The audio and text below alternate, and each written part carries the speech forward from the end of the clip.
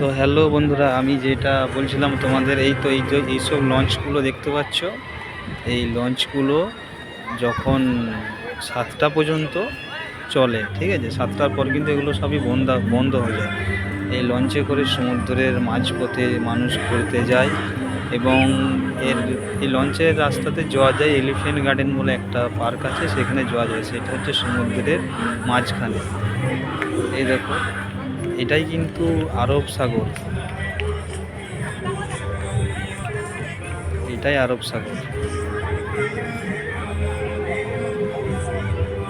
এই তো সেই Taj hotel, Mumbai Taj hotel, gate of India, তারই পাশে হচ্ছে লঞ্চ।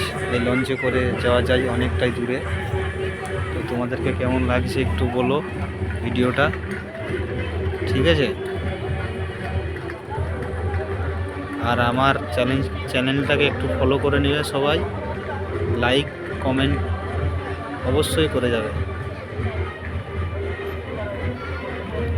এবং যারা নতুন তারা চ্যানেলে এসে সাবস্ক্রাইব করে নেবে।